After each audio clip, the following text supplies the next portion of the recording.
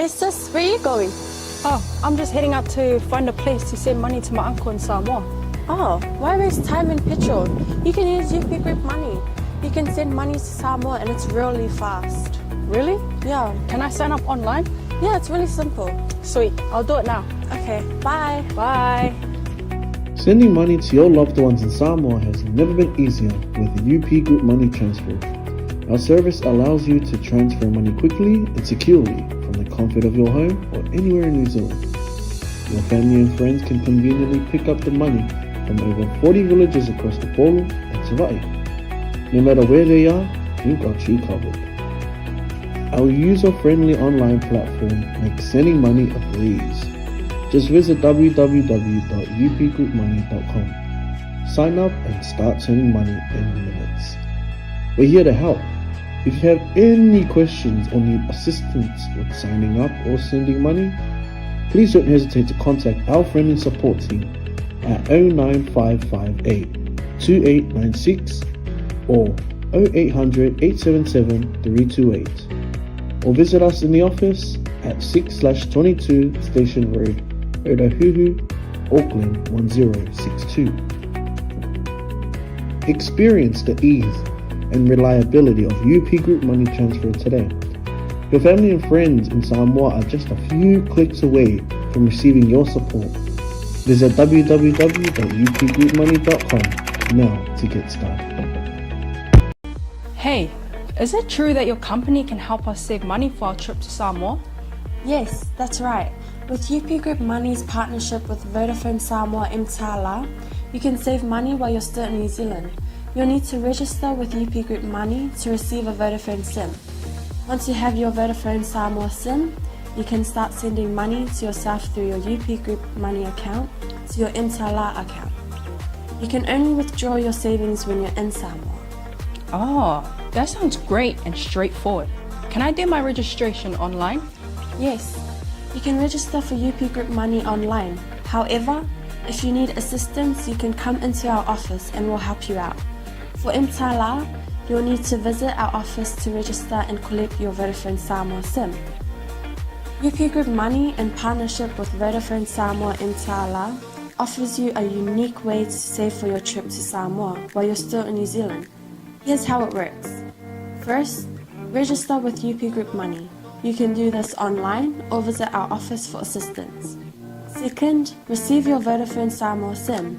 To complete your 𝚟𝚅 registration, you'll need to visit our office. And lastly, start saving. Use your UP Group Money account to send money to your 𝚟𝚅 account. The best part, you can only withdraw your savings once you're in Samoa, ensuring you have funds ready for your trip. Wow, that sounds really convenient. I can't wait to start saving. Exactly. So why wait? Visit our website to register with UP Group Money today, or stop by our office for any assistance. Make your trip to Samoa even more enjoyable with our hassle-free savings plan.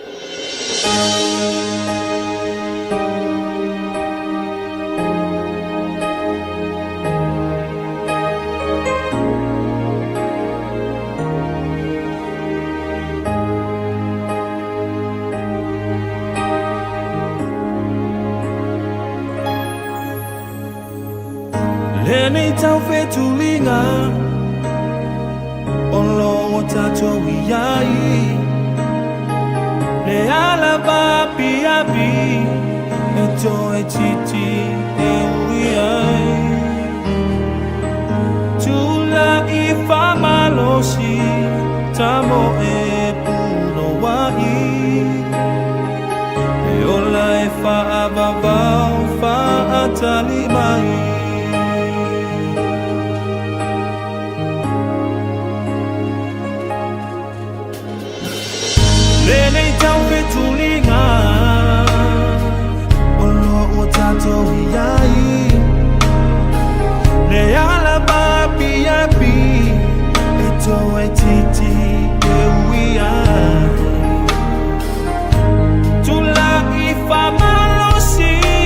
Tamo e puno wa i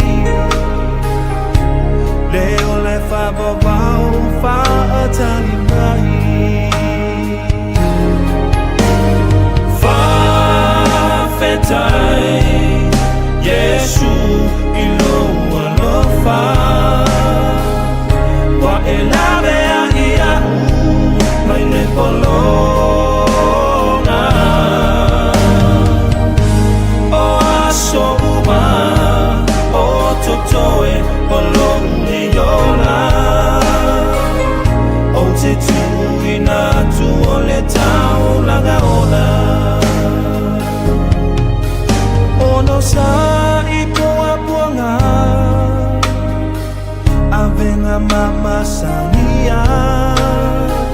O Manuia e Mama Fa, O Lo Ofa Atani Mai Maletama, O Ilato Uma, E Manu Malo Mai Faingata, Le Paleo Leola Ua Saunia.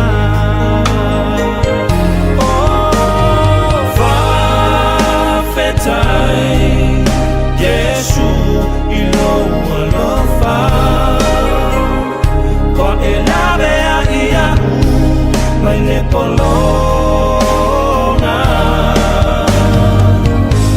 o aso uma o totoe o longe yola o te tu ina tu ole tau lagaona.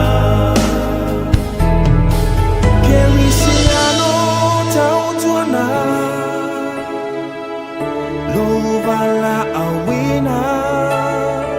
Nenganu wengale atua Tuma weya yo faingata Samali matuli matai Leola tanga oiluma Saunia ile atua mo itauma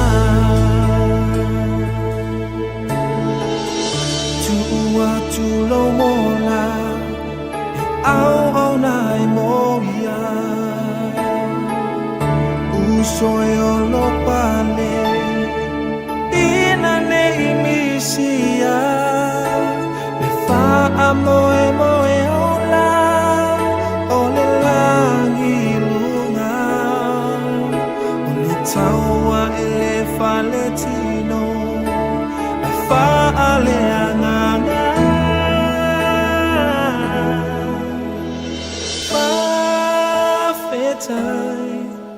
Yesu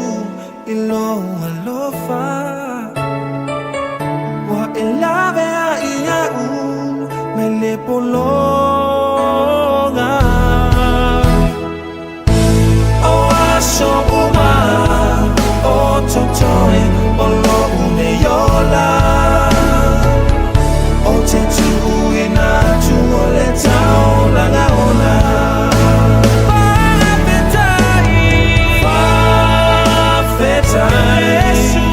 Yesu ilo alofa wa elave a iau maile polona aso uma o totoe o lo une yola o te tu ina tu ole tau lagaona. Te tu ina tu ole tau lagaola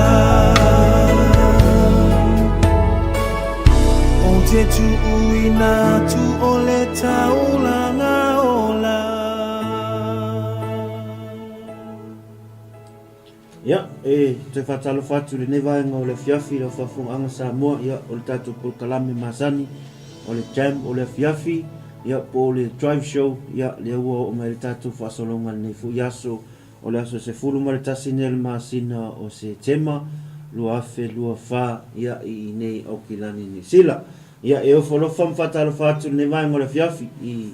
paanga umo le tatu Global Kingdom TV fia lava se mea lo whapea o ne maabo mai e le tatu a whasalonga po le tatu Pulkalame fu ni Afiafi e o whalofa mwhatalo whatu le tatu Pulkalame ya e whatalo whatu ya te oe i le suafa manamalo Iesu Keriso, o le suafa lava leo mawhai on tātou whaatasi mo tātou toi mafuta, nei fo iwa ang le fiafi, a wale whawa wino le tātou por kalame, masani ai i aso taitasi, ia po vai aso taitasi foi, ia o le tātou camp, o le Afiafi, ia po le drive show, ia le whapion whaafoina, ia e lo nei fo tangata whatawa, ia mo le atu le nganga whaftai, ia i le sunga le li whatonu, ia o mese fo i le sunga le toina, ia le atinuu, ia le fo isa whiangai fo ila ua mga luenga whaatino le tātou kulopo Kingdom TV, i le aso anu le lasi ipa ia mai se taimi o sola, ia e mo le atu le nganga whaftai le vaenga le fiafi, ia te oru fo i au na le tua, malo le tau, malo fo i le onsai, malo fo i le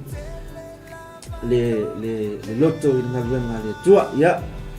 mai atu niso tātou por kalame ni aso, ia al tātou por kalame ia o le drive show, o le por kalame masani lava tātou, ia tātou te taitaina lau sunga ia po oe fo ia i malu mawhale fo i whapeon whaatani mai e tamā matina, ia mese fo i le whanau tua manawa fo i ngā luenga nisi fo i whanau tua tu ua onga le nei aso, ma lolo nsai ma lo fo i le lava pale, ia tātou por kalame masani nei, o lau jam, o le fiafi, ia pian whaino ina le sunga ia Pastor Phil, o le siamu o le fiafi, ia tātou holo tātou por kalame, ia pese le tā whapitoa, mo i lātou umalava a tātou tini iola le tātou a pese, ia e mo e whatalofa ma o whalofatu nisi fo i whapeona toi mai lunga le tātou live, pena iele tina ia Ronda, ma lo lava le onsai, ma lo fo i le mafuta mai le mai o le fiafi, ia o le sunga le li whatonu, ia Pastor Mike Pureta, ma lo lava le onsai le sunga le li whatonu. Ia nisi foi o tātou a inga, ia e o mau atu, ia suafa, ia o le whaila vasina vave, o le alulungo o tātou viewers a. Ia pese lea, ia mo o tau le nevaenga o le fiafi.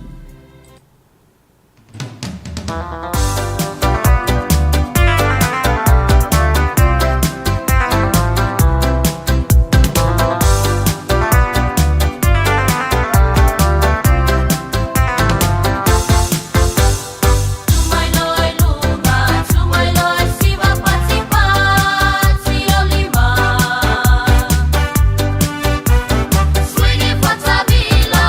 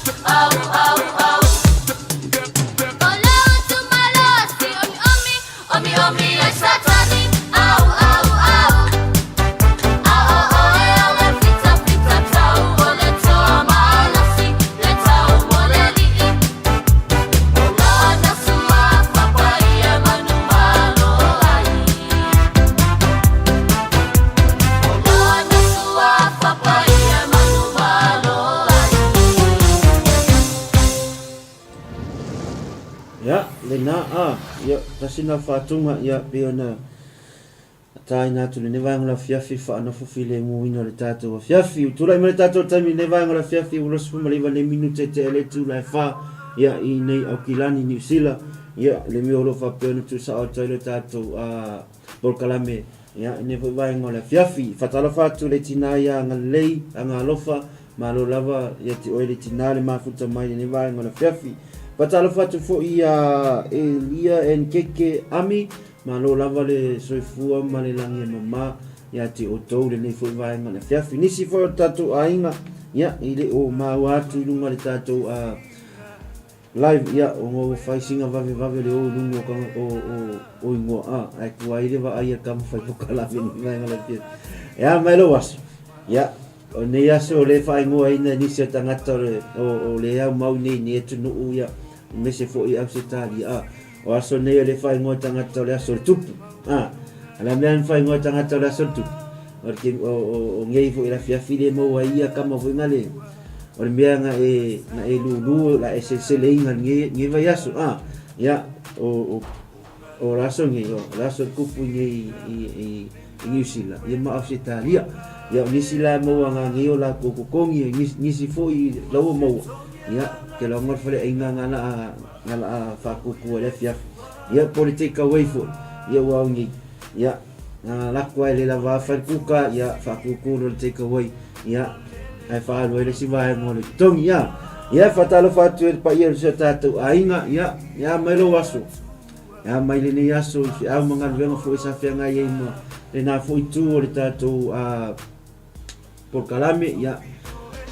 pesa o sofa ia o e fili ia pesa e ni whamonianga sa e maua le ni aso ia tatonua le ima se so tātou e le whape mai o kei a le aso le ia ma leo lava le sa i o whangasolonga le tātou Polkalame ia peono tau se sila i lunga le tātou le tātou Facebook ia na o tu inato le sunga le whatonu ia le whangasolonga le tātou Polkalame ia ele le fuiaso mai al tātou Polkalame nei so o tātou tapua inga Afiafi o taulanga Afiafi mai al taulanga Afiafi so o le la o ai o tupu ia peon tape naina ele sunga le whaifi au ia pasta Johnson ia ele fuivaenga o le Afiafi ia mai ala ia lea ia o na tātou tau maa vai fuila ele tātou te whenua ila se fōga tai au nisi fo Polkalame o le atu fo ilunga le sunga le whatonu ia ma le au whenga venga se taimi o luma ia tātou o le musika la vale Afiafi ia pese le mo o tau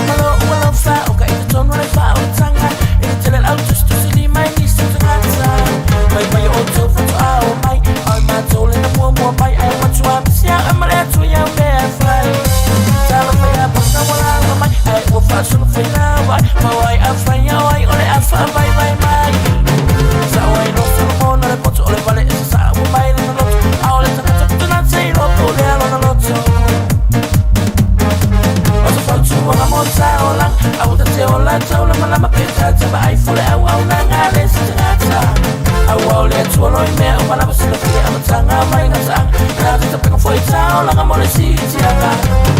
amola yo te pai chope e tsoi foi se o tua wa te sila mo no ele salua e me silo o mala pa mo mo e mo le mala nga mo su mai ma wa solo te le o solo te tua se al milagro y de los moralo olea olona sinangalo se chule tua ana po mi manzalo ola va ai ma guia so se aso se al milagro y de los moralo olea olona sinangalo se chule tua ana po mi manzalo ola va ai ma guia so se aso.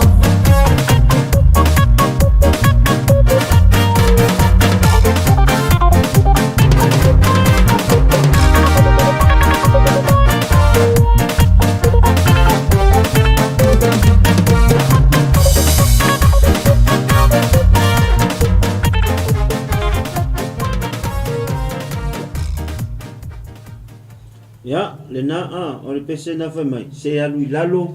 ma le loto ma lalo o le fina ngalo na o le tu ai fa mai le fa ungo le kat anga pongi matatalu ona eva aila ia le manui o le tu te tatonu o ye ni fa mo nyanga le tu mo oe ile nei fo i vai no le tausanga ya mai la vai le matanga se ia o mai la vai nei tu aso tatonu tele ni fa mo nyanga na fai ele tu tonu lo ainga ia le ngata ile ya o lo sunga le fa peona e mai mo mai le vai no le kafi patalo fatu le sunga le fa fengainga ya su ala ulu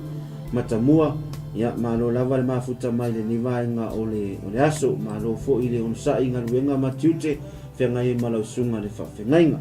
ya o le te vai tu lalo ya o le fa mai le tina ya ngale lei ya o folofa mfatalo fa mai i tato por kalame ya o la boto sula no sunga le faltua e to fa au nga luenga le fiafi ya a fai foi la o na ua tua a matanga luenga le fiafi ya ono sai to titi lava umar vayaso ya ona malo lo fo ila ia lia ya a malo lava le sai ma to le no sultai e fai lava sina ma in yo malo lu tai le usu mai ya ai e te temi lava te tu vai e tonu le falfenga fai la ui pu kofe ya o mai sa fa i rola i whakarikari ke mea ki amakai ke vea koe kua inga e le longo ke mea ki amakai au le vanga e lunga le fuloa la ua e fia whenga venga ya e maa lo la vale on sa i maa lo foi le maa lo foi le lava papale le ne foi aso ia i fe au manga luenga nisi sa au sultai au ia le ua mai a foi nga luenga le aso nisi foi na auto titi lava manga vale nei aso maa lo la vale le fa mal losi ma lo le nga lue ya tatou la le tot ya ono sai a fai te ma na vana nei le se fulu lua por se fulu tasi na nei le pu ya ile ita ya an fa tu na ya over fai mai kilo la kai wa le kemi la va kilo la kai ya e kuwa ya ke va por me ala ku le va le wa la ku ya a e alu fai la nga luenga e la ku I fai la nga luenga alu help le se uso kangaka la ku fesili le pos e se si me ke manga fai ke vai ki lo ko kai ma ko a fai ku la e le fa pe ya selo ya ki o le fai nga luenga pe ai a fai me ki lo kai ku ese fa lo ke fongi mo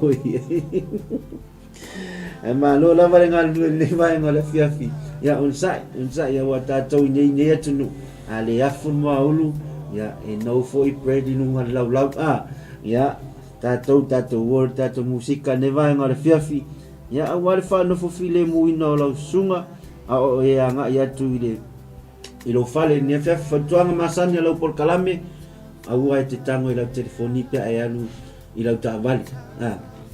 ya to na fiku le ya lau ke fongi lunga le phone hola le como lau ka vali ya ngale o omi ngale personal me ngala ko le live le ngal Facebook ya coneki lo mal bluetooth le cavale ya nga ya du ale mai fala mo mai musica ya du ale lo du ma velo cavale e che le fie mo e fo ya no fo o fie pese ya pese e le fa sa ina la fo e te pese tono lo cavale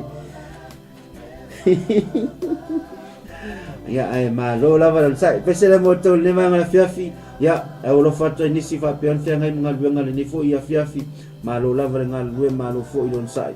ia ti o tau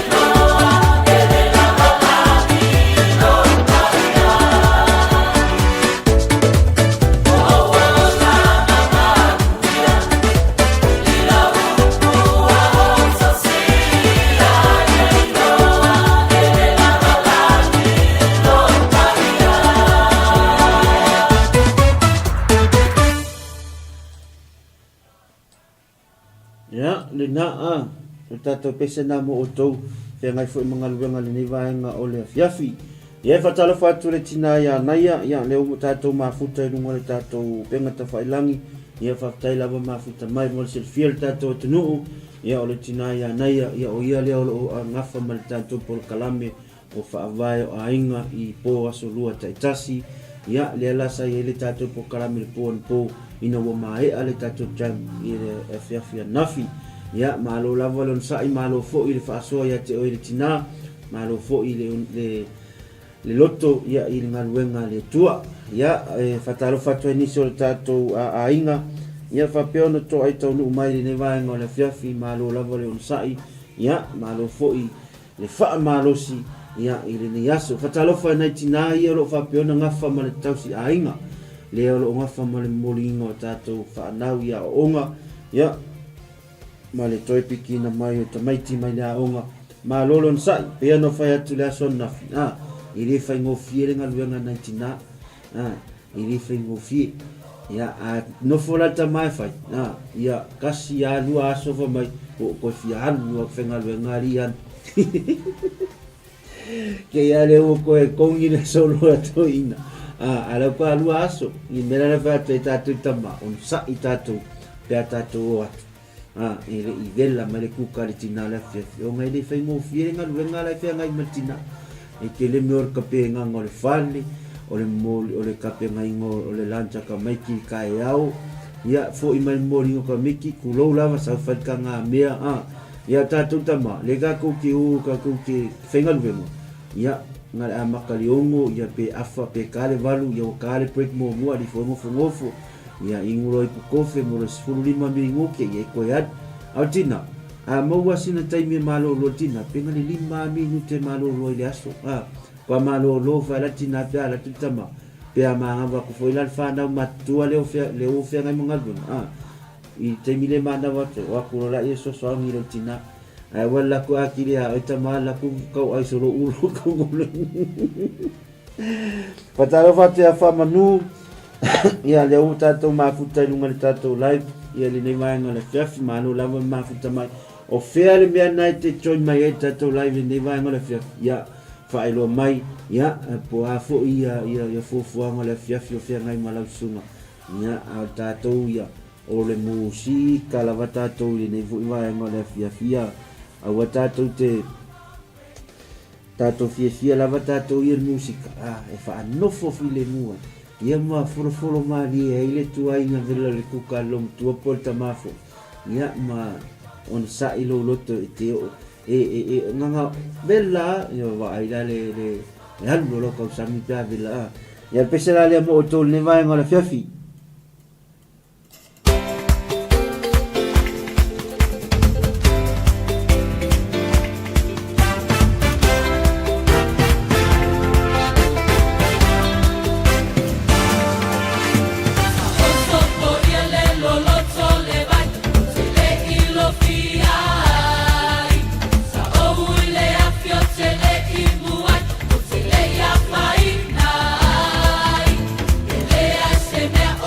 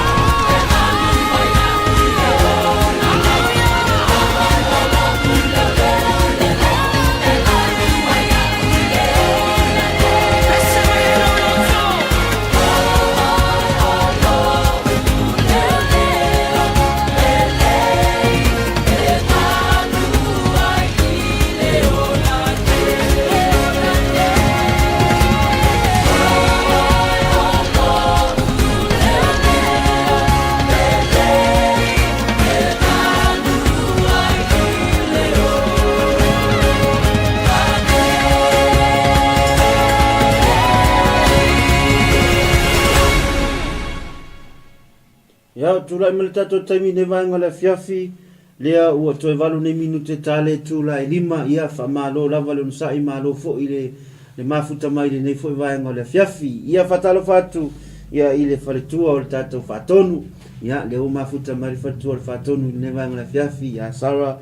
Tanielu Pureta malo lava le mafuta mai te o faletua faftai le tatalo faftai foi lo ono sai ia autu ese to ina maftanga ia ina foi vai aso to na yatu ia se to vai atu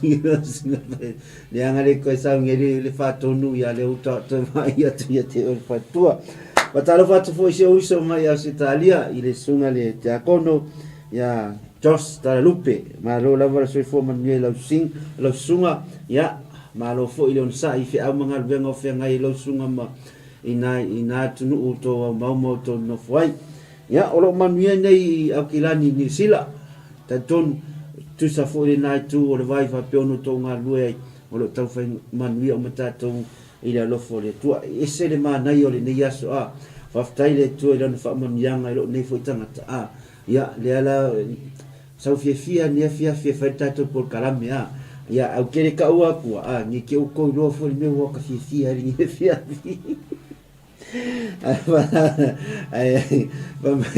Vamos tala bueno le secret le mia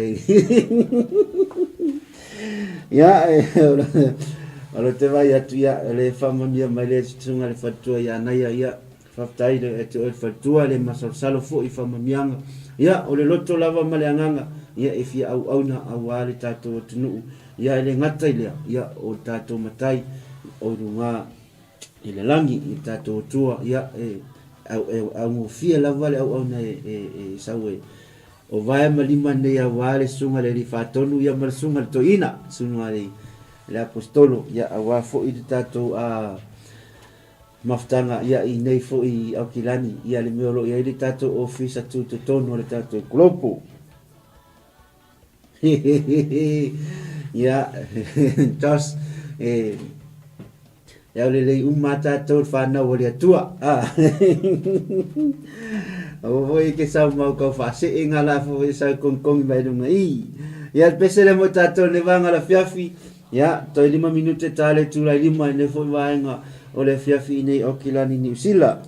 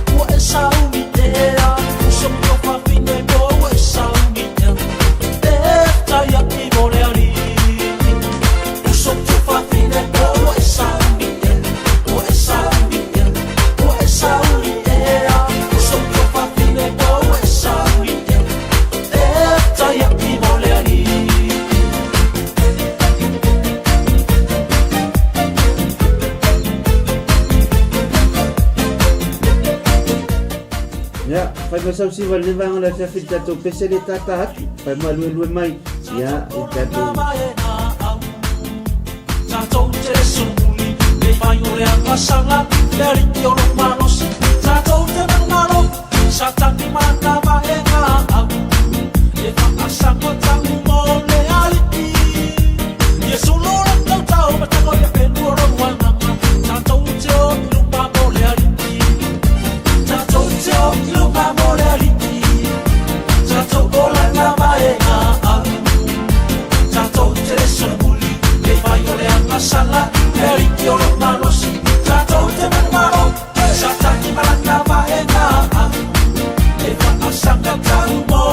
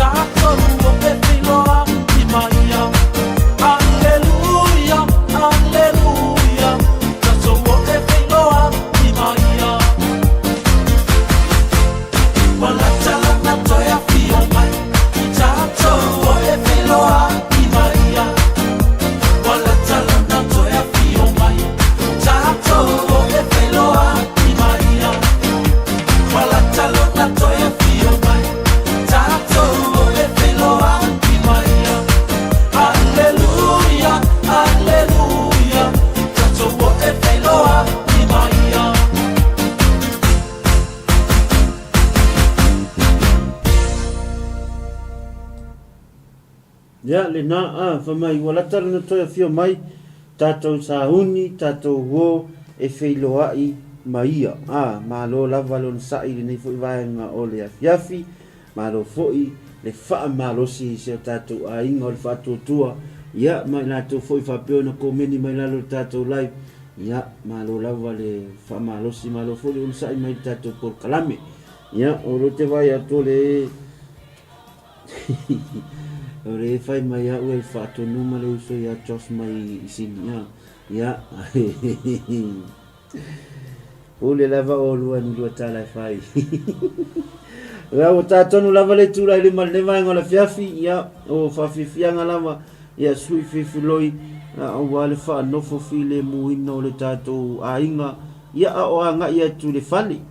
ya wa e fai lava sina mau me no fo isi o tato ainga ya e fai fo ile le mamao istangat ya ala talata is me alalia ya ma lo lava ya tioto le fa malosi male ono sai ya o anga ya tu i fale fo i ya mamaota me lo fa peona mauman no foi ya fatalo fatu sio tato ainga fatu tu mai Wellington ya ile sunga ya ulale ya male nisi fo yo la ofenga luenga fa peona ngalue mai Wellington fatalo fa le tato unanga mai Samoa di sunga ya pasta fiu ya male auso ya unanga mai Australia isini Australia o Brisbane o Perth ya po Melbourne fo ma lo la vale don sai male fa malosi ya i tato ainga ya wale fa so ina le upo le tu lungo le tato o penga ta fai langi le ngata lungo le tato Facebook ya fa pe fo lungo le tato YouTube ya fa pe ona live le tato por kalame so se por kalame la vala le klopo o lo alu lungo le tato YouTube ya me se fo lungo le Facebook ya me fa pe ona un su sa le tato live ya ile nei fo vai nga ole afiafi ya tato fatunga le fa mai oli le li ya wa lata lo na to ya fio mai o tato oli lava aua ne tato fa no se aso se tas a fai no so fai o fili nei as fai fili alu e so va no tonu e ta a fai o nai te oli lava ile li ya fa wa pele oli nai le li ya ni vai na fiaf pesele moto ya no suina le Hallelujah Worship Center ya Oli,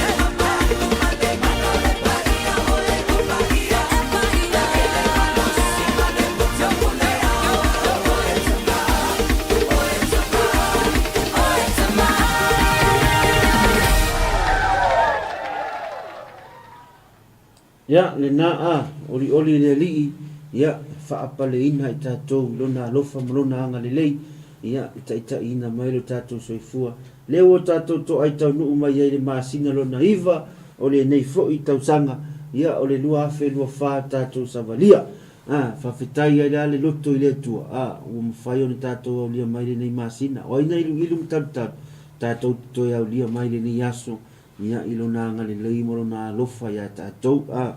mea la lea aua leʻi faagaloina pei ana ou faamanatu atu foʻi le tatou aiga le aso anafi aua neʻi faagaloina le alofa o le atua ua lea ia sesi alofa silina o le alofa lea o le atua e failou alofa i lou alofa e failou alofa i lou toʻalua ia po lau boyfriend po lau girlfriend e alualu gata i sitaimi au le alofa o le atua e lē taitai la ona muta e faauau ai pea ma faauau ai pea ma faauau ai pea ia le alofa na o le atua lea tatou te fevaaaiaʻi ai i le aso ma le aso ma le aso ma lea foʻi tatou te usu ai taiao manava mai le afiafi ia fai le mafutaga faaleaiga i le afiafi ia ma mafuta ma fanau ma talitala auale lumanaʻi o le aiga ia malo ale fai o le faiva o le fatu aiga ia malo foʻi iā tatou tamā le mafaufau lelei foaʻi mai le tua e faatunutonu ma faasaʻosaʻo ai mea o le aiga faapea ona faaletonu ia e ofalofa ma faatalofa atu le tatou polokalame nisi foʻi o tuafafine uso o tamā o tinā ia po le alava le toiga tagata ia na e sau i galuega faavaitaimi lenei foʻi vaitau o le tausaga malo lava le ona saʻi malo foʻi le faamalosi iā te oe ia e moni lava i le faigofia nei atunuu tele faalavelave tele foʻi mea tutupu ia o tapena foʻi nisi e toe foʻi atu i aiga o le faapea ona famuli mai Samoa tautuaga lou sauga lemu ia aua e te tulou lava loo gutu ma le aua e te malo vale i luga o le auala anga ese ia auala Samoa ese auala i aukilani New Zealand ia po i nei foʻi New Zealand ese le sawasawa e te alu i Samoa ese foʻi le sawasawa e o e taavale i nei fai lava sina sawasawa o e taavale ae alu la ma lou faautauta ma lou toʻa filemu i ele ia se mea tupu ia te oe e faanatinati la ia ona iai foʻi la ia leo faalavelave ia e tupu ia te oe me la lea ia o le fagufagu lava le tatou polokalame fagufagu o le tatou polokalame tautuaga lou sauga lemu aua e te soʻona alu luga auala tele vave aua e tele faalavelave tele foʻi mau mea tupu ai ia ae alu lou sauga lemu ia e te toe feiloaʻi ma lou aiga loo faapea ona faamuni mai Samoa o matua o uso to fafine ia afai foʻi nana fai lou toʻalua e sau ai ia e te toe alu te toe feiloaʻi ma lou toʻalua i Samoa o loo faamuli mai ma tuʻi mai le muli papaga ia auā le feagai ai o oe ia ma le galuega i tonu lenei atunuu tautona sa tatalo o tatou aiga i Samoa ia na tuu atu tatou aiga tatou i luma o le atua tautuana alo ma fanau o lo faapea ona feagai ma galuega i tonu lenei atunuu faatalofa atu ai le uso ia le fofoga o le tatou polokalame ia le uso iā tō ia le polokalame le faapea ona faalatuina i Afiafi.Or aso faraile ia le susuga iā tō ia po le apostolo foʻi ia o ia lea o lo faapea ona faatanuuina le tatou polokalame o pesepesega ma pese moli manaʻo faaleagaga i Afiafi.Or aso faraile o le taunugaga foʻi na o tatou polokalame o vai aso me la lea faamālō atu ai lau suga tō mafuta mai o lesi mea lea ua manatua atu lenei taimi manula ua faamanatu mai o le tatou o le aso tonaʻi nei se taimi o luma ia ona tuu atu lai o le tatou flyer ia po le tatou advertiser le tatou free makeki i le se free makeki ki lē fuigani sinkamaʻi mea lea a le tatou Global Kingdom TV ia e faataunuuina i nei lava mea lo ia le tatou ofisa tututonu i nei o tau fai la e le ise mea te agaʻi ai le aso tona tale tulavalu i le taeao ia ona e susu mai la ia le i nei o tau ia o le ala faatū le faleʻia i lalo o luma le fale po le puring foi le tatou ofisa ia e te mau ai le ala tulunga le avatulunga le tatou advertise se taimi o le ne Afiafi po o tai au ia ona e lolo la ia leo mea uma lava o le afaatau o le asao fo i totonu o le tatou fuli makeki lea ia o mai tutu mai lo tau au tatou ngalulua e fatasi ia auale atina e ina e faleleia o mea whaingaluenga le tatou klopo ia auale tala ina leo le fina ngalo le tua me la lea a whai le ise mea e te anga i le aso tō nai nei ia i le tūlai valu ia tatala le tatou fuli makeki i nei lava le tatou ofisa ia se pa ia se taimi o le auli po le tasi po le lua fo i le auli ia on toi tapunia fo ila ia leo fo o le tatou fuli makeki ia a whai lai le ise mea sau su mai tatou fia fatasi nei ia maua le ata ia e ke alu fo ila ilunga le tatou TV o le tatou klopo keroanga e lai fo i tatou makeki ia le ala tua lava le sunga le whatonu ma la whenga o le angafa ma lea tulanga i le asto tōnai a wala nei ngalo a whai le se mea tanga i le asto tōnai susu mai tala au mai ia e te su mai fo i le fo i lalana e te su mai e te whailoa i le whatonu ia ta tonu lava e ala tua le tatou whasa lau ia po o ia fo i lea sa ave i le television ia awale nei a TV ia mani nei foi au nanga vai ia melale awane ngalo ia te oe ia su mai o se taimi o luma avatu lunga le tatou flyer ia e la toile address ia o le ingoa le pitonu o kilani le ia le tatou flima keki por tatou ofisa ia o mea e whaatau ai ia o tau foi o tatou mea e whaatau ai ia e mo foi la lo ata mo foi ata mai ale ele fifia ia ele mana ia se aso su mai ia mo lo ata nei ele tatou ofisa la stona ia ngai alwala ia le fai o ngal venga la stona mo fufuang ia lo e fifia ku i ka ko makeki ia ma tau sami al pe umo le vai salo e po le koko esi ia ma le pai le o ki falongo ku le sunga faton ia le o le fatau i tatou makeki ia manisio tau mafa ala tapina ina le sunga fatonu ma le whengaluenga awala ni ngalo ia su mai ma liu mai tatou fia fatasi le aso i ka tatou le lofo malanga le tua whawheroa ia tu le tina ia tu sivi to le foa i ne mai ngale Afiafi me se foi ia kara foi ia malofa tua i fatu le lo mafuta mai New South Wales i Australia ia le state of New South Wales ia ke la ngal fatu le i pito nu le ia le pen fasa ia ka kof ka vi fai ia tatou o le stato pesele mo ne Afiafi ia awale fano file muina le tatou ainga ia a oanga ia tu fo i maota malawa ia i le alofa male anga le o le tua 𝚘𝚙𝚢𝚛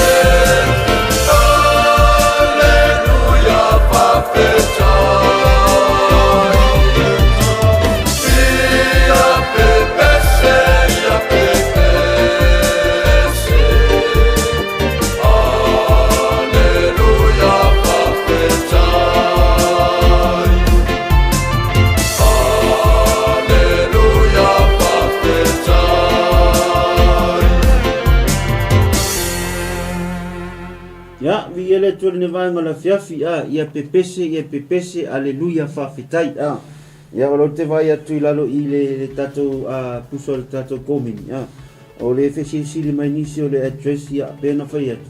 se taimi o le nea fiafi po o le tai au fo o le alatu e lunga le tatou flyer ia mawatu le address ia le mea e whai le tatou free market ia ma mea maua ai la watu mai lunga I lunga le tatou flyer ia ona tu le lunga le tatou Facebook ia o le tatou Facebook le utou silafia umalawa o le Global Kingdom TV ia Facebook page ia fo ela ta fai share ma tu lava matou ia ina I utou silafia mo utou loa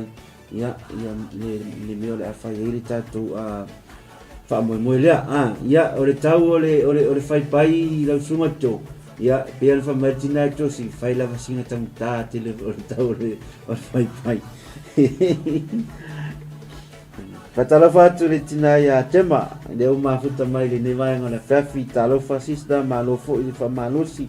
malo fo I le onsai ia tato por kalami ile to mama o tato por kalami ona ile tato por kalami le so mai tua ia o le tato la o ayo tupu ia e mana mia la le suia ingo nai nisi tulang ia tato por kalami ia tato ile to mau tato por kalami on fa mai ale tato por kalami nevai ngona fafi tato vole se tato pese le ia ulo fata ia te to malawa pa pe ona mafuta mai I lunga le tato upenga ta failangi O mai tato tala I keriso tala mo e tato tala ya tu keriso O mai tato tala I keriso tala mo e tato tala ya tu keriso My tato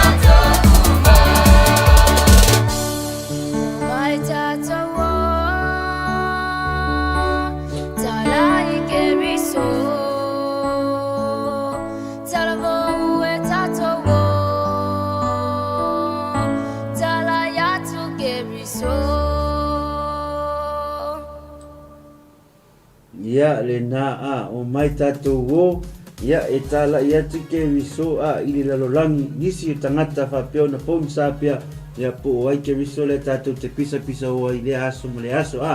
le alaifa mai upol pese o mai tatou o ia ai la whaari liu le kolopo mai tatou o le aso tōna i le miki le kolopo Kingdom TV ia ma whaatau si nau whasi mea ai ia i nei tatou uri makeki au e te pole ai sunga fo e te fia sila ma e fia mai moa le tatou officer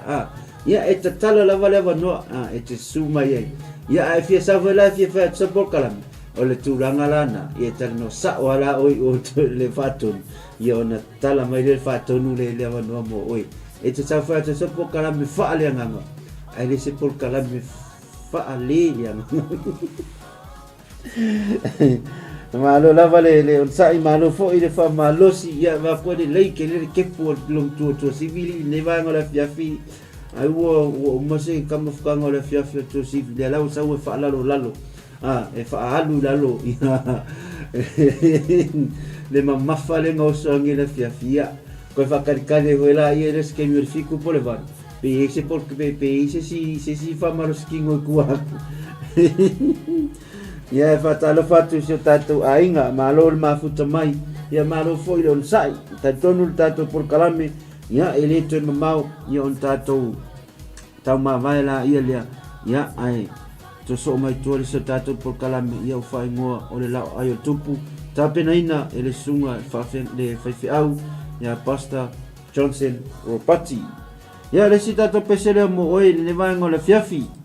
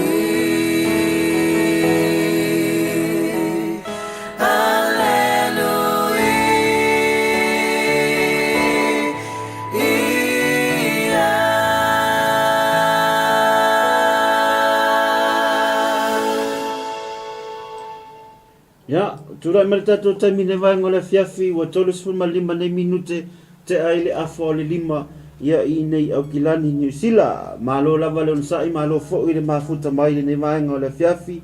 Ya, fatalo fatu si o tofine le ia Mary, la wina whapeona mafuta mai le ne vaenga o le Afiafi. Ia ua whaapopo lau sala I lungo le siau sala ngai le I whaia mai la masista. Ya Mary, ya lau sala sau I la stona. Ya nga fole tatou por kalamele fai la stona. Ya mita trai niso tatou ainga. Fapeona lata mai I nei le me o fapeona mauman no foi. Pe o le tofine ya tema, ya o le tina ya to sivi. Ya mai la to mai o lata mai nei le me o no foi. Ya o anga le lei. Ya manga lofa ese le manga I ole ingoa ole tinalia anga le lei manga lofa no winga la sa we anga le lei mai ya manga lofa mai mo tato pro kinde TV ya ida se to nai awane ngalo tato wa famo mo na mo la so to nai ya tato felo I ya watelo ngo so to fini ya me la una ole sa ula stona na Waili alu se aule la stona. Ya me se vela so to fini ya tema de o ila la fata nu wala sa wala to fini ya tema. Ya ma sa fo se I va ai to ai ya afenga lu. Ya tangata tonu la vai ya tema. Ole masani ona po me di mai tato live. Ya tato por kalame ole chambo la Afiafi ya po pesenga ya ole Afiafi leo tato ya nei foi tula ya la tato ya mosi tato o te vala mosi ya po feo ia mosi po ai po feo ngol manga la ia mosi nei vaenga ole Afiafi Te talai le atua, mose mose, mose mose, loto tele. Te talai le atua, mose mose, mose mose, loto tele. Loto tele. Mose!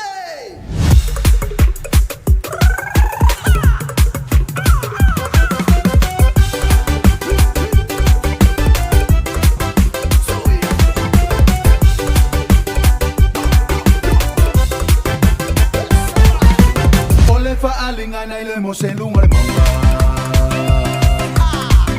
la auta talana mu ole me okwai ele ia faina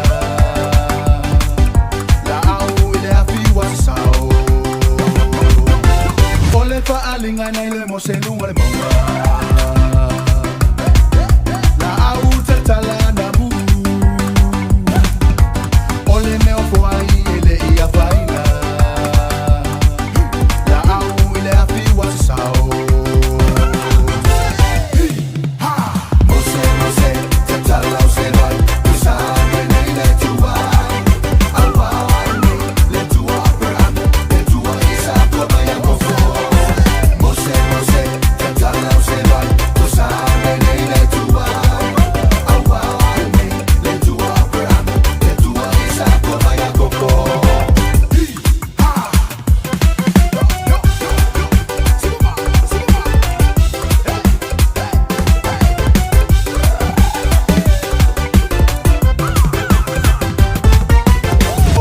Natu oi ai pupito Efa aula mai lonu Ua o mai lele o la totani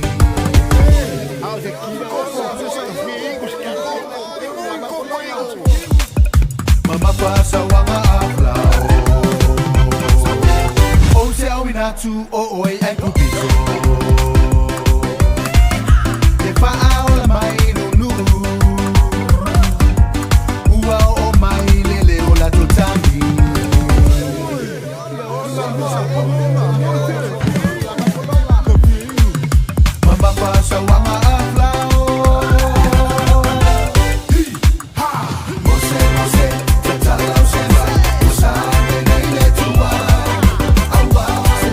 Let's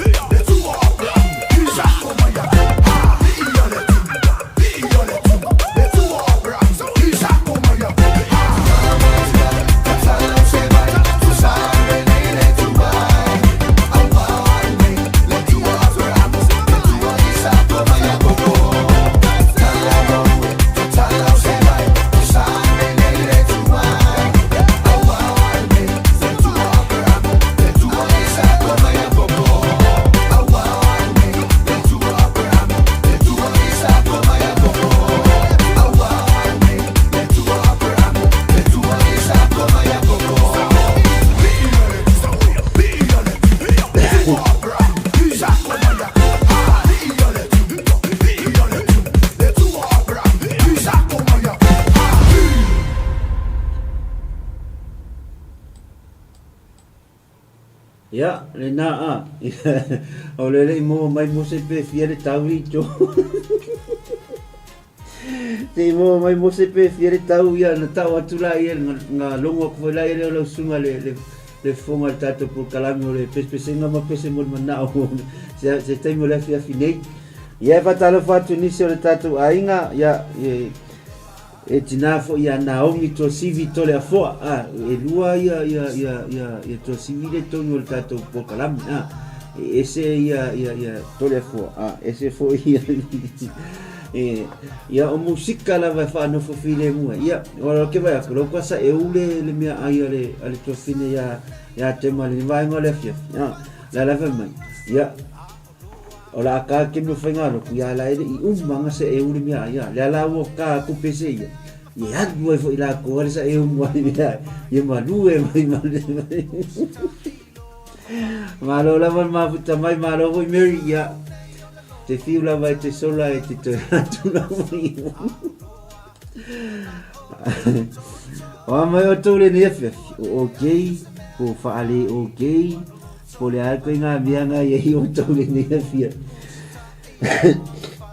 Ele te mata to por kalami on fa mai ale ia sole tato por kalami mumudi o le fo yaso, ia ole la ai o tupu, ia tapena ina le sunga ya pasta Johnson, ia ne fo vai nga ole Afiafi. Ia le stato pesere mo otou ia awa lava le fa no fo file muina lau sa o ia nga ia tu mota fo malawa ia po fe fo se miore nei pito no o kilani o ia mawai ia fai le mu lau sa awa e te son sao e te oti lau sao e te sama le mu pe e alu mo lau fa auta ia pesere mo otou ne vai nga ole Afiafi. What?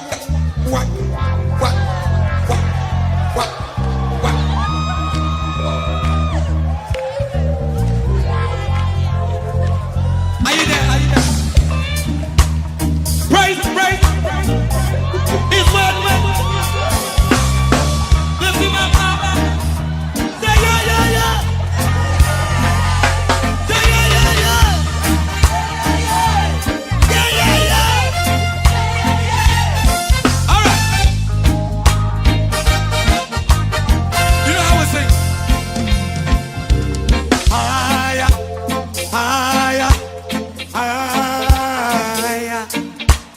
Praises go up, His glory. Everybody. Higher.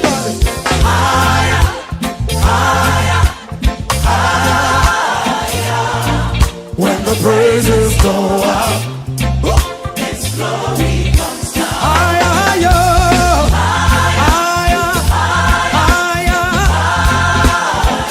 When the praises go up, His glory comes down.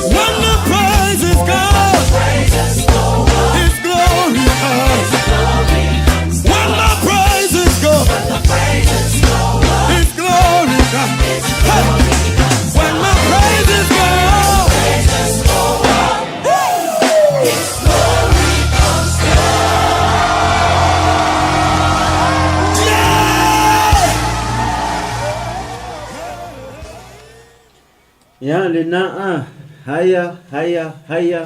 leaf cheeses haya malu la vale ona sai ni vai ngore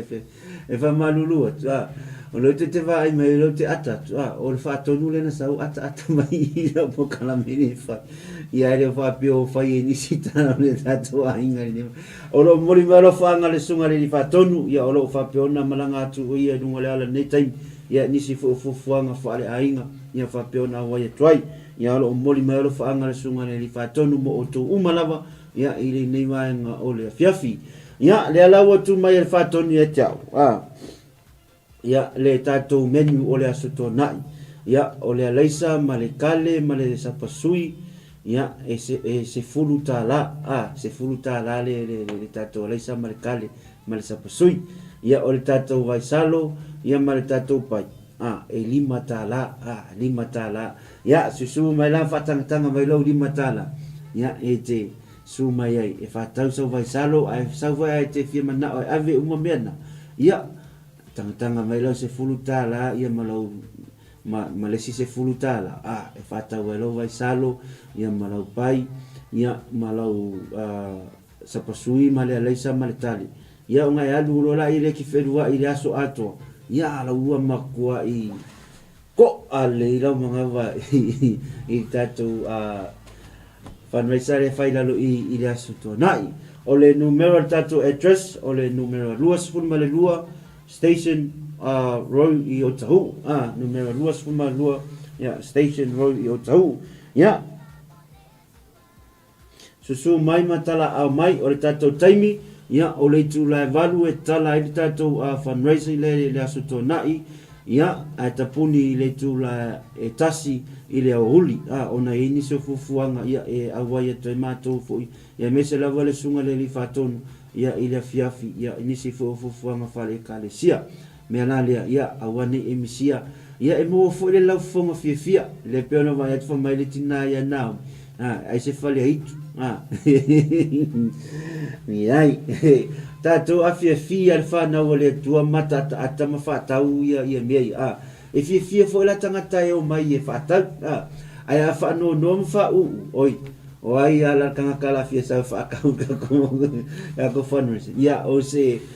fundraising mo muana le tato Global Kingdom TV ia i nei o kilani New Zealand ia awa nisi fo fa mo nga pe no to sila fia ia ne malanga i Israelu le oro tape na ina le tato Global ia i tau sang fo pe tato dia se ola male marosi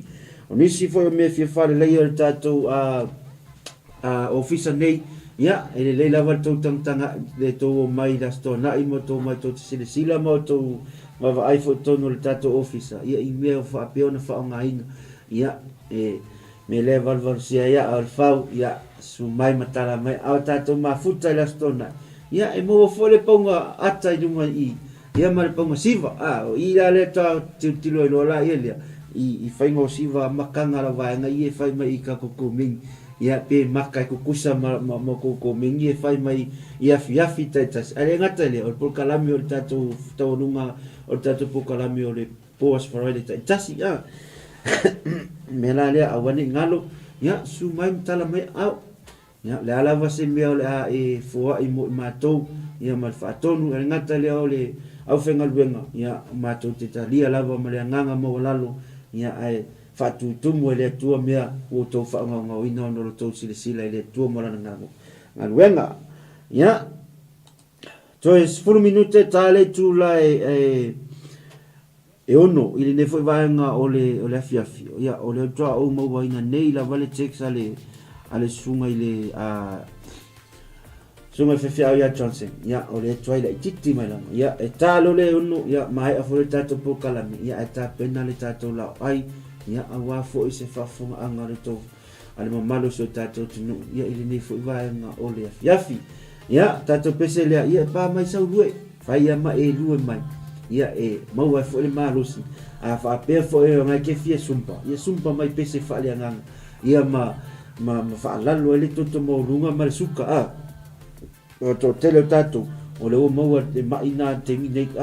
o le suka le toto mo lunga ia kamalalia ia e ke lue mai ia fa ku lunga ko inga ia fa le lu panga ke wasiwa pese fale nganga ale o pese ngale ye ka kongo isi o kalapu mo me penga ye pese le mo to ne va ngala fiafi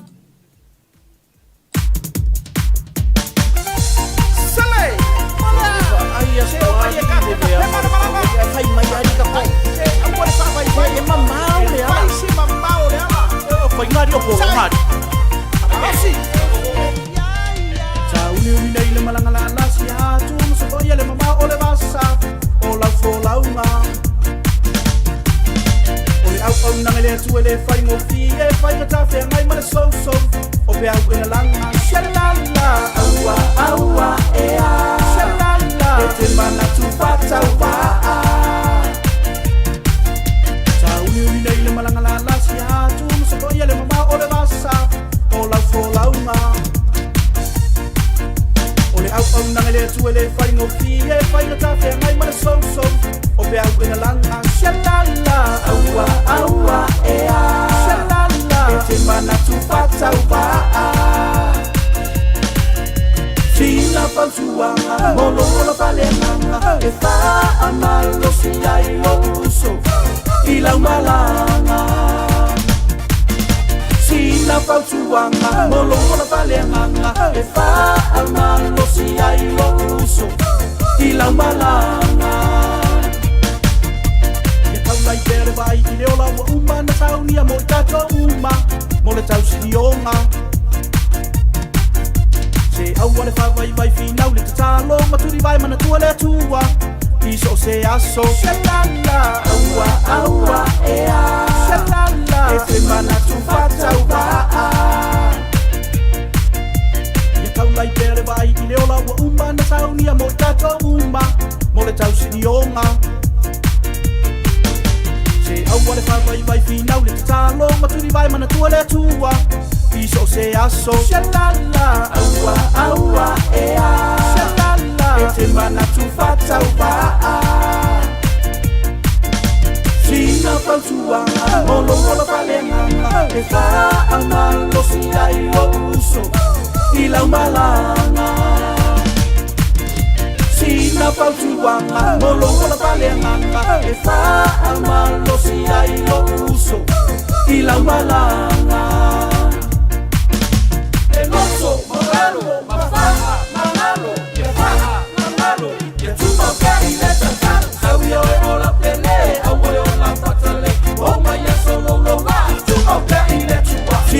pantuanga molo la palenganga e fa amalo si ai lo uso ila malanga sina pantuanga molo la palenganga e fa amalo si ai lo uso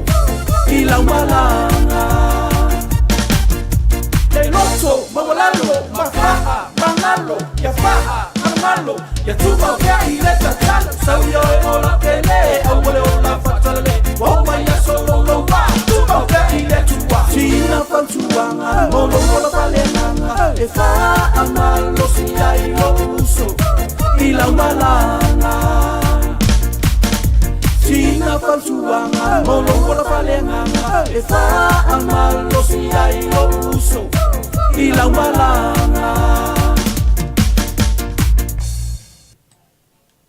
ya le na sina fatuanga fa malo si ai o mau ya ili ne fo yo langa tatu te savalia ne fo I vai tau sanga to 5 minute tale tula ono ya te tal tonu sa mo lo fa fung angal ne vai ngole fiafi ya o le taulunga ngale le tatu por kalame o le tempo le fiafi ya po o le drive show fo I ne vo vai ngole fiafi ya mo le tule nganga fa tai ya te oto umalava fa pe ona mafuta mai lunga le tatu penga ta failangi le ngata I lunga le tato Facebook ya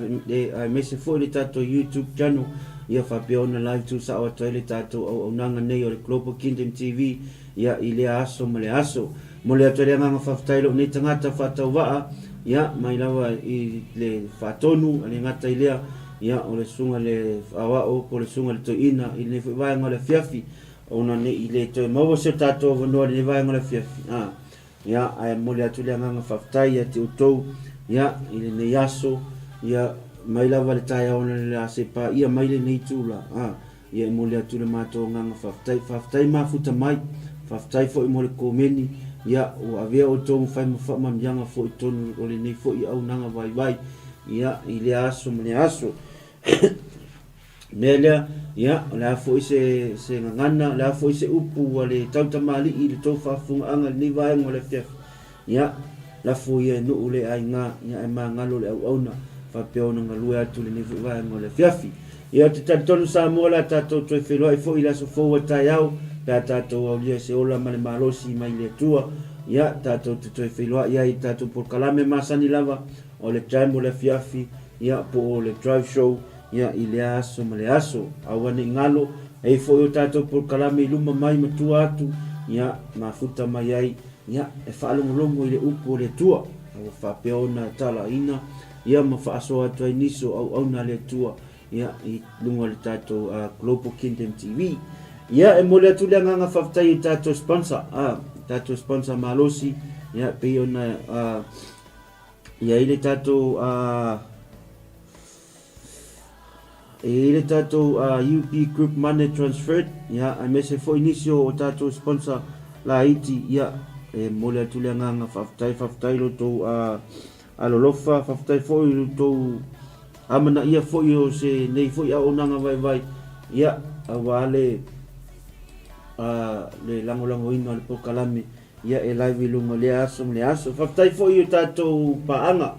whaftai fo I o tatou ai le tatou ai ngol whatutua ia le mafuta mai ia I le tatou pokalame ia tatonu o la tatou whelua I la so fōua tai au ia o le to o ona nei o Iosua tafu ia la tatou taumawai ia e pese lea e awalofa to le tatou pokalame awane ingalo ia le aso tonai le tatou whaamoemoe su mai mutala mai au tatou fia fatasi lea o le a awai matu lea o le a awai uma I le tatou ofisa ia le ngata le ofisa le au whenga ruenga ia I nei awale le tatou whaamoemoe le aso tonai le afiafia na nei ia tu ina tulunga le tatou flyer ia ma wha mautino ai le taimi ia ma le matau o tatou nei e whaatau ia I nei le tatou whaleinga ia awala ne ngalo su mai mtala mai au tatou fia fatasi ia I le aso ka tatou mau atu se ola ma le malosi I taimi o inoma ia alofa atu tatou pokalame mo o tou manuia whasausaunga o tou le nea fiafi manuia fo I whainga malolonga ia